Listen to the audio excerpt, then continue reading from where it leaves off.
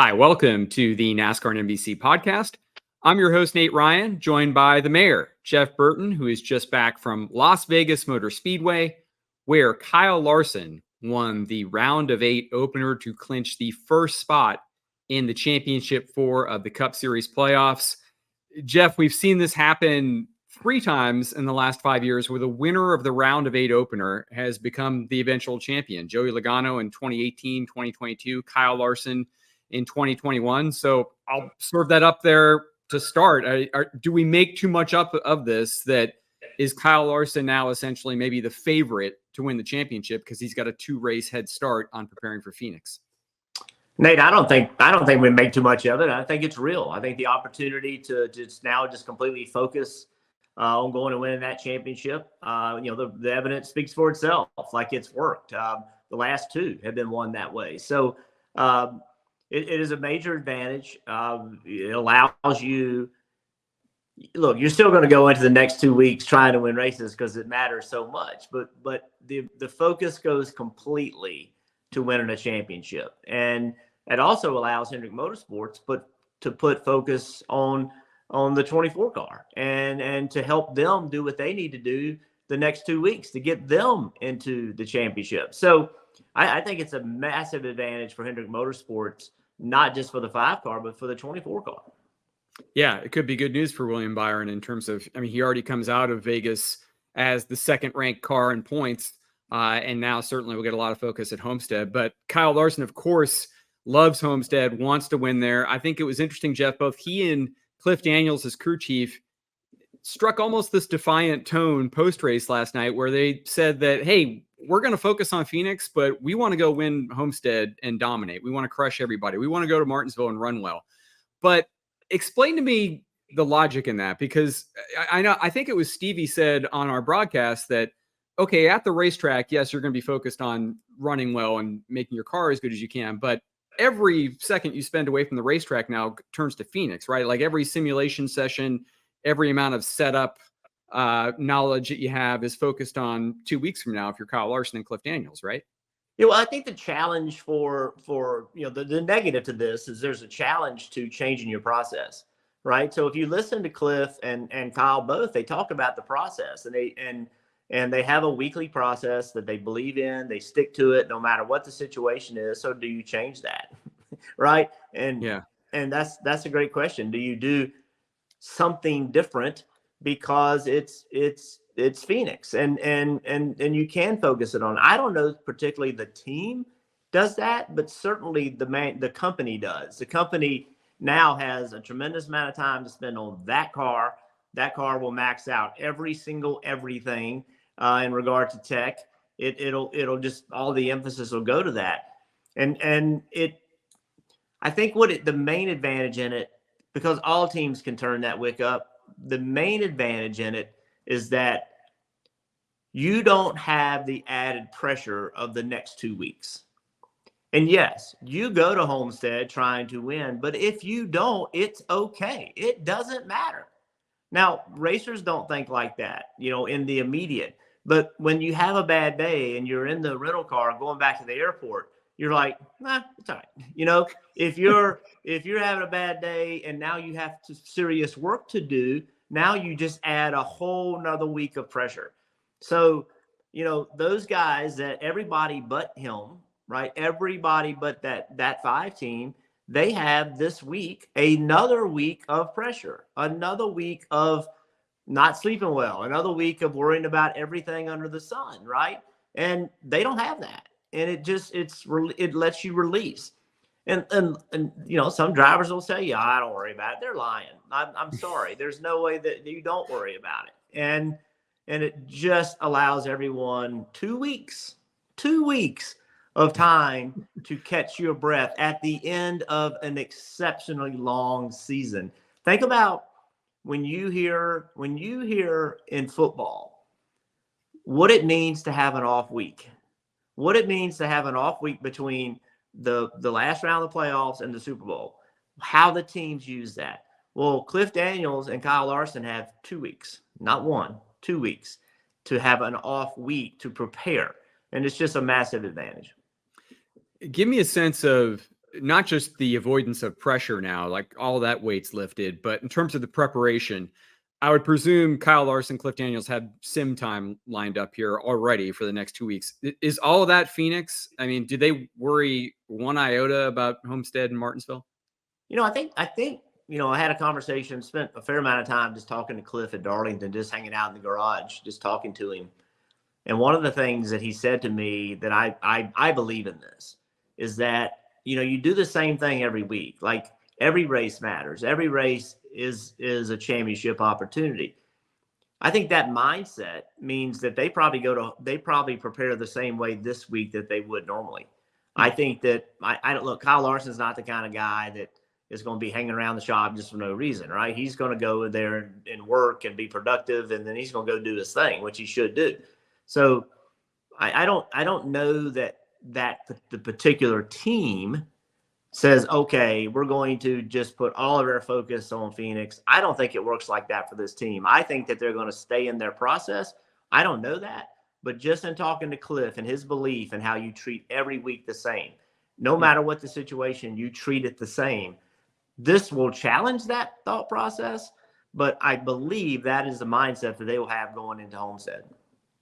And they've certainly been there before, as you said. I mean, this happened 2 years ago. Kyle Larson won the championship 2021 after winning the round of 8 opener. So they have some experience with this, but they almost didn't have this chance, Jeff, where Kyle Larson, he won the race, led the most laps, won both stages, but he had a moment where he got sideways off of turn 2, made this incredible save.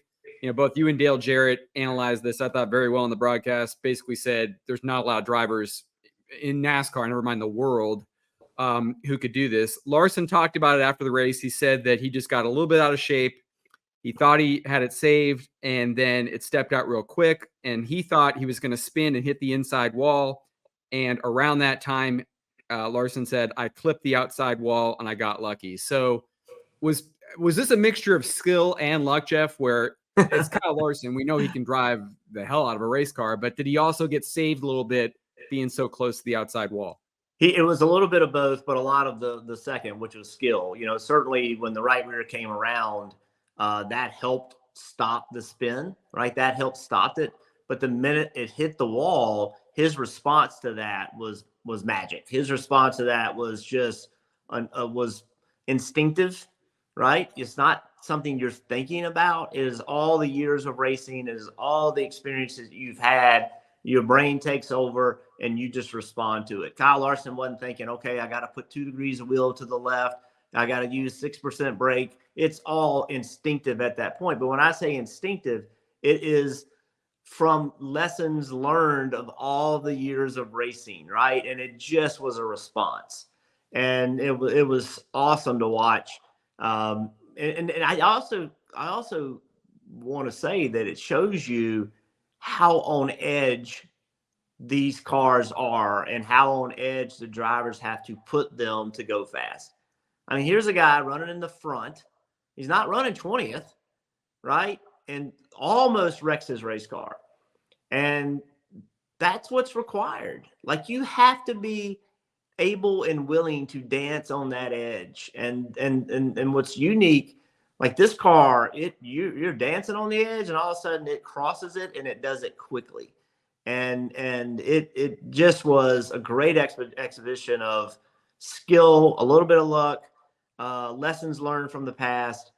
And it just was really, really cool to watch. Take me through it as a driver, because I think you said that the inclination is you want to overcorrect, which I think you mean turn the wheel to the right. Yeah. And that's going to put the car on the wall. Is that essentially you have to like tell your brain, hey, I know that I want to turn out of this skid, but you can't do that. I think DJ also said the natural movement here is to stomp the brake, and he applied just the amount of pressure to the brake pedal. Yeah, there are a lot of things going on right there. I mean, obviously the car's, starting to spin out. He says he thought it was going to spin out. So you're immediately you're turning the wheel to the right, the same way you would on an icy road, right? Like, you would turn the wheel to the right to steer it into the spin, right? So you turn into the right. And the second that the right rear hit the wall, Now that's trying to stop the right rear, right, and shove the front back to the wall. If he's got too much wheel in it and he's turning the car to the right, and the right rear hits, it's ricocheting, pow, to the. I mean, it happens quick. Yeah. Well, so he had the right amount of wheel into it before he hit the wall. That's, to me, what was the impressive part about it, is that this car is very sensitive to right wheel input. And we've seen it over and over and over, where a guy just thinks he's got a little bit of right wheel in it, and it's a lot more than he realizes. It's a lot more effective than he thinks. And I think that's because the left side tires, their tires are so much wider than they were. I don't know what it is, but it just swings to the right quickly. And he just timed it all right. He got the car slowed down. He timed it all right. And it was a response. It wasn't a slow, steady. It happened quickly. And it was potentially, if he does spin and hits the inside wall, and now think about where he would be in points. Think about the work he would have to do. We'll never know what would have happened. We'll never know, because even if he goes this week to win Homestead, that does not mean he would have won Homestead had he entered the race this many points behind. Things don't work like that. So, that could have been a championship winning save. I mean, it really could have been, and it was just amazing to watch, and he made it look easy, but it's not easy at all. I'm going to ask you to quantify something that probably can't be, but in terms of his skill, can you put a number on, scale of, I don't know, 1 to 10, like how good a move was this? And is it all just his talent, or is some of it that he has spent so much of his career driving cars where he's sliding on the edge of out of control on dirt like this all the time? Well, talent is, talent in my eyes, talent is, the consumption of years or whatever amount of experience you have, right? Is the all that put together, and your natural ability, and then also the big moment ability, right? All of it gets coupled up. So, clearly Kyle Larson has a ton of natural ability, but you also have to add up all of the experience that the guy has, and that is what his current talent is. He hopes his talent is more 3 years from now than it is today, because of the experiences that you have. So as much as I'm talking up Kyle Larson here, Jeff, he almost didn't win. I probably should not let that go overlooked here. Christopher Bell wins the pole, leads the second most laps, and comes up 0.08 of a second short of beating Kyle Larson with this enormous charge in the closing laps. We heard Adam Stevens, we played the radio clip on air that Adam Stevens was telling him, like, hey, you're not out of this. Like, you can make it. What did you make as you saw those closing laps? Did you see this coming? Was this out of nowhere? Like, what did you make of Christopher Bell's charge? So they kind of had leveled off, you know what I mean? It looked like, Kyle drove away from him initially, and then they kind of leveled off and things got even for a while. And then it started happening pretty quickly. And we've seen that before. Like we've seen in the end of races, the end of long runs, a car, be better than the other one, a driver be better than the other one, and just start making massive amounts of time up. Generally, it's on racetracks where there's multiple grooves, right? And you have different places you can run. And with like 5 to go, I'm thinking, nah, this is over. With 3 to go, or 4 to go, actually, like I remember maybe a 7 to go or something. I'm like, there's no way. And then like with 5 to go, it wasn't based off the time sheet. It was just, it looked like Larson had gotten slow. And I don't think Bell got faster, just Larson got slower, and you could visibly see it. And you could visibly see the center of the corner speed looked so different. And what was odd about that, the first lap it happened, like I looked at time and score, and I'm like, that's a big gain. I looked at it and it wasn't. And I'm like, that's got to be better. Like, and I don't know what that was. And then the next lap, time and scoring did show it. It was like 0.3 quicker, and maybe I just saw it in turn 4. I don't know, but yeah, we've seen it before where this happens. And as Christopher Bell is coming off turn 4, what's on his brain is what in the hell happened on pit road. I mean, Christopher Bell had got really worked up about the pit crew, and they just weren't able to perform during the year. And I don't blame him. Might have been worked up too. They probably had an opportunity to win more races than they did, and they just could not get off pit road. Now, he has said since that he felt like he had some things he had to clean up on pit road too. They swapped him to what appeared to be not appeared to be. It was definitely one of the best pit crews on pit road, and they just hadn't done it. And maybe they will, but they haven't yet. And here was an opportunity on a consistent basis. Here was an opportunity on Sunday to go win a race, and they couldn't do it. And the Christopher didn't launch very well out of the pit box. Pit crew wasn't great. Just all that stuff collectively, they come out third and lose the race by a car length. I mean, if you come off with the lead, you probably win that race. I mean, we don't know what would happen, but you stood a hell of a lot better chance. And it's a team sport. It's always been a team sport. And so Christopher Bell, on a year where pit stops have been cumbersome and bothersome, here it happened again. And he's got to be exceptionally frustrated. But he's got, but I think the concern is this weekend. I just don't think, I go back to I just don't think Homestead is a place where Christopher's great, which is unusual, and I would have thought that he would be really good there. But now there's a lot of pressure on him, and this was a race that they could be in the same situation that Larson's in, but they're not. Yeah, so he comes out of this race now 3 points below the cut line with 2 races to go to make championship for. But you could hear it in his interview, to your point, Jeff, that he didn't seem to have a tremendous amount of confidence.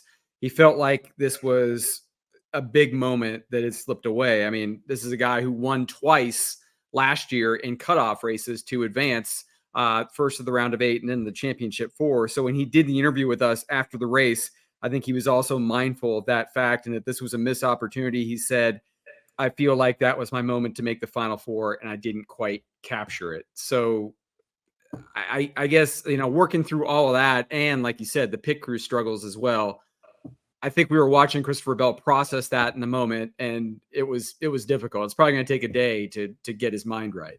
Oh, at least.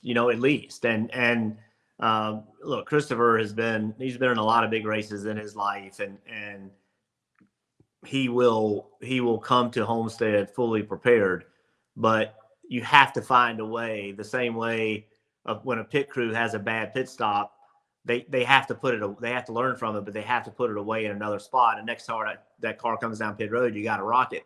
And that's what he's going to have to do this weekend. He's going to have to not look back and think what could have been. Now, he's a human being. How do you just turn that off? It's one thing to say, hey, just forget about it, move on. That's easy to say that. It's a whole other thing to do it. I always tell people, well, just forget about it, move on. Well, tell a person that's afraid of snakes not to be afraid of snakes. But you know what I mean? Yeah. Like, it doesn't work like that. You have to learn the skill to be able to move on. It's not easy to do. But that is going to be required, not only of him, but everybody. Adam Stevens cannot get sucked into worrying about what happened last week.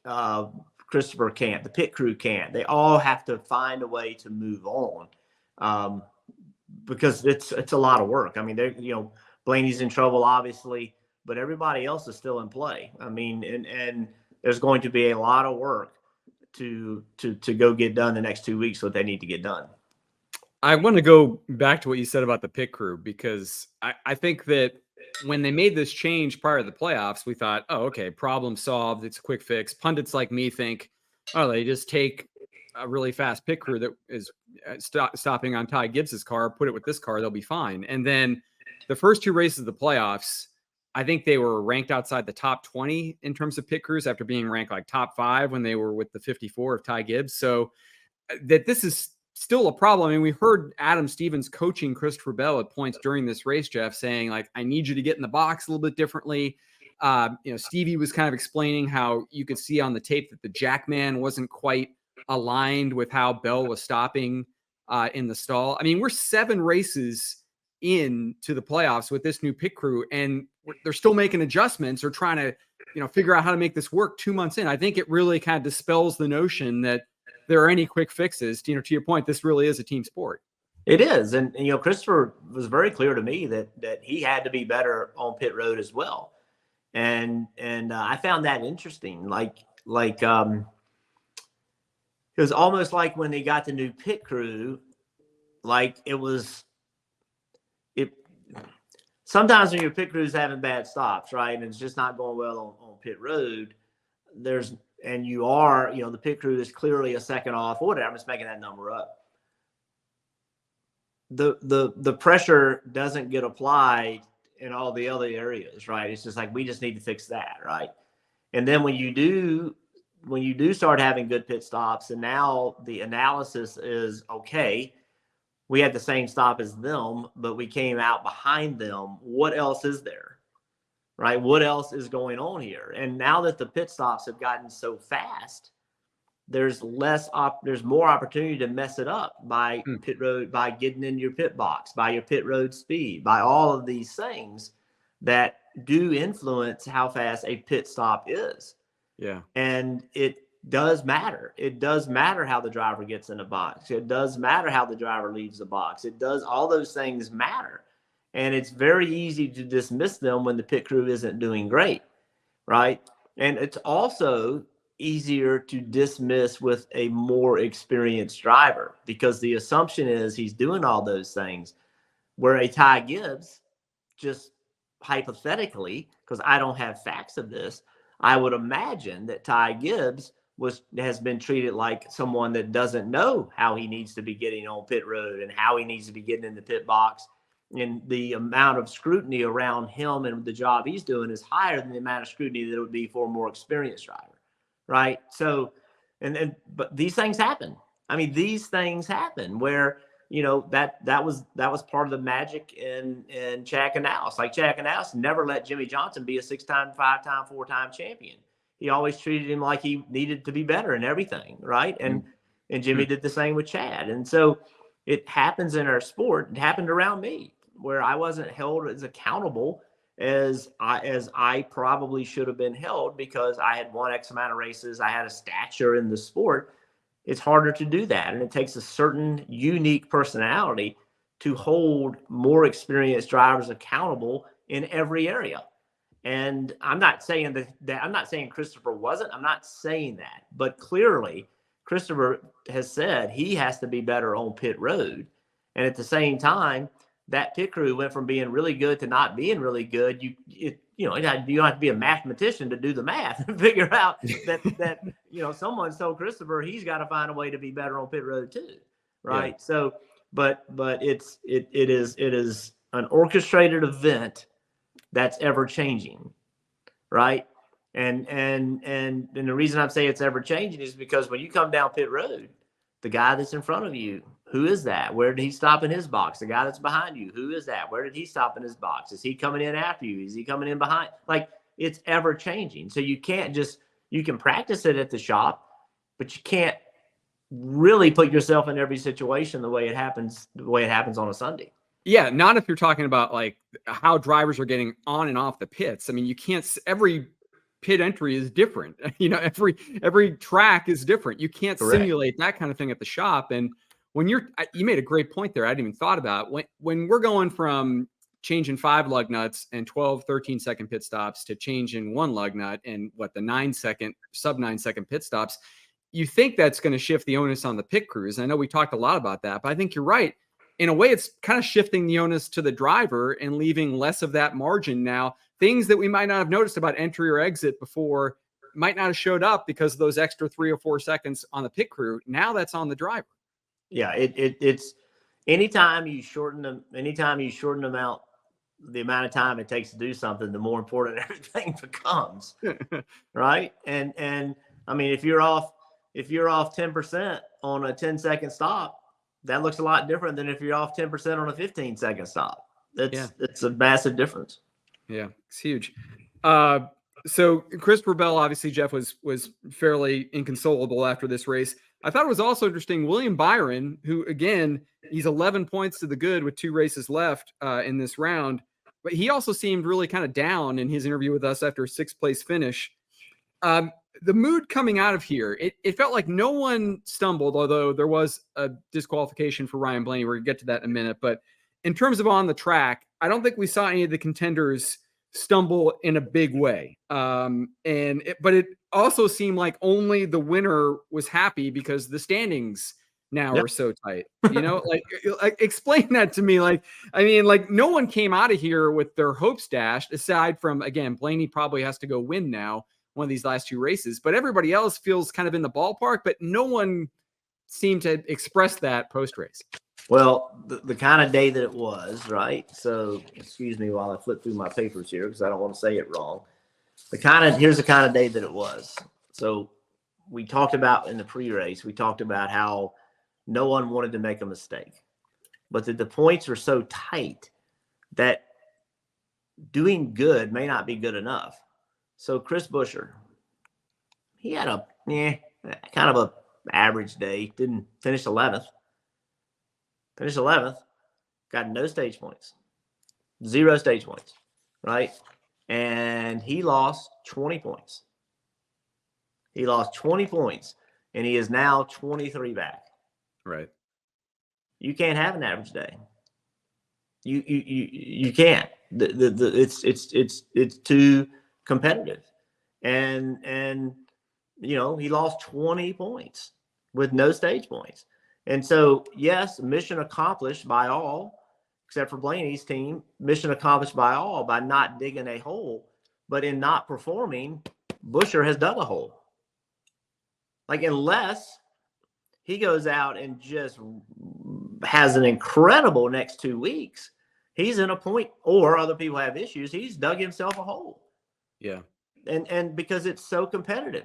Like, do you think Christopher Bell, Truex, Hamlin, Byron, Larson, you think they're going to, Reddick at Homestead, you think they're going to go run 15th? I don't. No. I think they're all going to get stage points. I think they're all going to run well. Now, somebody may make a mistake. Somebody might break. Somebody might hit the wall. It is Homestead. But they're going to run well, right? And Buescher just didn't. He didn't run terrible, but he didn't run well enough. And so that's the kind of year this is that the playoffs always bring a lot of mistakes. In round 1, I mean, in the first race of this round, it was about performance. It wasn't about minimizing mistakes. It turned out it was about performance. And you had to go and bring speed. And if you didn't bring it, you weren't going to get what you needed. And one team that probably could have had better result with its performance at Las Vegas was Martin Truex Jr. So he comes out of here, Jeff, +3 above the cut line, with an 8th place finish. His best finish to the playoffs, by the way. Hadn't had a top 15 until this 8th. But obviously, the team left lamenting the fact that to start stage 2, James Small kept the number 19 Toyota on track with 15-lap older tires. And after that, Truex was just playing catch-up all day. Again, finished 8th with what I think he thought and James Small thought, both thought were a top 3 car. Dustin Long talked to Truex and Small after the race. Truex said he considered disobeying the team's order to stay out in the pit, but he felt like that wasn't the right thing to do. Small said it was just a bad call on his part, and Dustin also asked Small if he was trying to spark the team because they'd started off the playoffs in such a slump, and Small said, no, I was just trying to do the best that you can, and I thought this would work. I thought more teams would stay out. So your analysis of what the 19 did here, was it a worthwhile gamble? Obviously, in retrospect, no. But at the time, I mean, did it make any sense? Yeah. Well, so look, what did happen prior to that. So what I do is I look when and I've never been a crew chief and never wanted to be and do not want to be one now. Especially after this. Yeah. Yeah. But what you look at is takeoff speed, right? And what we did see, the only thing that I will give James Smalls a little bit of a break on is that we did see two tires up in the field do okay. Like we did see two tires kind of sort of work, right? So that and that kind of gave you a little bit of sense of, oh, okay, maybe none is okay. It ended up being clearly the wrong call. This quest for clean air, right? If we get clean air, all will be fixed, is what drove that decision. Clearly, he thought if he could get the front row, he could get clean air, he would be in position to make that call. Fortunately for race fans, there was enough tire fall off where it didn't work. And when I say fortunately for race fans, because I think that we need that. We need to be in a situation where, you know, we do lose, the cars do lose speed as the run goes on. And, you know, just putting gas only isn't, in my opinion, the best thing for our sport. So, you know, it's a difficult analysis. It's a very difficult analysis to make. He didn't do it. I think he did it clearly because he thought it was the right thing to do. I don't think it was any more complicated than that. But they did take a top 5, top 6 car and mess the day up. I will say this. There have been many times, and I said this during the broadcast, there have been many times that we've seen when the 19 car is super fast, they put him in the back for whatever reason, and he flies up through the field. He could not do that this week. And it wasn't because it wasn't a multiple groove track. It wasn't because there wasn't places to go. They didn't have the car to do it. They did not. Chase Elliott, he didn't have the car to do it. He couldn't start in the back and get where he needed to get. Daniel Suarez didn't have the car to do it, right? So it is harder. This car does make it more difficult, but we have seen the 19 be able to do it and do it with this car, but he could not do it this week. Yeah, and Larson talked about this after the race, Jeff. You kind of mentioned it there, that the difference with next gen versus previous cars, especially on these intermediate tracks, is that when you're in clean air, it seems like it abuses the tires a little bit more. The tires wear a little bit more when you're running up front versus the other car where when you could be out front, you could maybe take this gamble and not have it affect you as much. So, yeah, that's interesting. I do know that I hear every week, and we all do, how hard it is to pass. Yeah. And let me can I tell you why it's hard to pass? There's a lot of reasons, but if you, I'm sitting in the booth last night, right? And I look and I see Kyle Larson. He was leading the race. I looked at his lap time, right?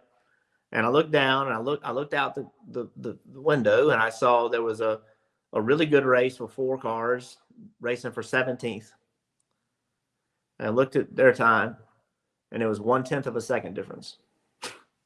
It was a 1/10 of a second difference from the car leading the race to the guy running 18th. Yeah. It was 1.2, it was 0.12 seconds, just over 1/10 of a second. That's why it's hard to pass.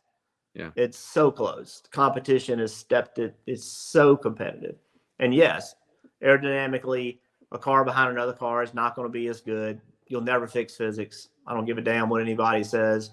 Going back to a splitter, going back to a valence, going back to side skirts, going back to whatever the hell you think was the magic in the 80s will not fix the problem because we're going faster. It's just a very, we now understand, right? We didn't understand how to take advantage of the air. Now we do. It's not going away. It happens in late model races. You go to a late model race on a 3/8 mile racetrack, you'll hear drivers talk about how you get behind another car and the car doesn't turn as good. Yeah, no kidding. It's because setups are built around that, and there's no way going back on that. So it's a challenge for every form of racing in the world, not just Cup cars in Las Vegas, and it's just hard to pass. And when you have that many people running that close of speeds, it's going to be what's crazy about it is I know we went off on a tangent here, but what's crazy about how competitive it is, it's more competitive in the race than it is in qualifying. Like if you look at the difference in speed from first to 30th or 28th and 30th in qualifying versus first to that in the race, it's closer in the race than it is in qualifying. It is crazy how competitive and back to pit stops. Why pit stops matter so much? Why everything matters is because everything is so close. So teams were definitely pushing the envelope at Las Vegas. We saw that with tire pressures, as well as saw some tire failures as teams tried to find that aerodynamic advantage, Jeff. And then unfortunately, we saw it post-race with a disqualification for Ryan Blaney after he finished sixth. NASCAR said that his left front shock was too short. So what can you tell us about what you know about why Ryan Blaney was disqualified here? Yeah, so it's important for everybody to understand that NASCAR has a shock length rule, and essentially what they do is there's a board that you have to put the shock on, and the eyes have to slide over, and it measures the length of the shock, and that is done actually, in pre-tech, and then the adjustments are actually wire tied shut, where those adjustments can't be supposedly not be adjusted.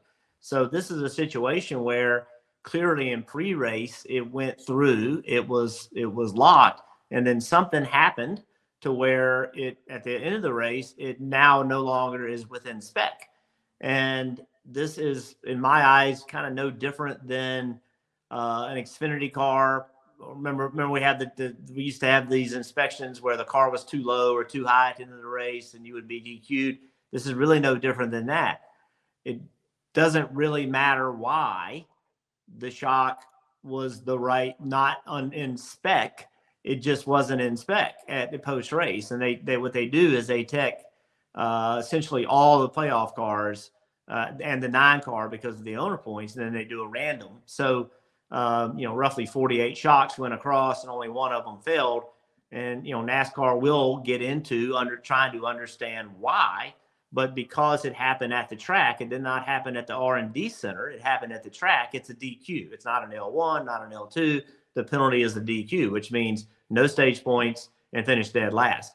And that's just how it is. Now, whether what Penske's take on this will be and how they move forward with it, we'll see in the coming days. But it is a little bit of a mystery to understand how the shock length could change post tech. That's the question, is how could that have happened?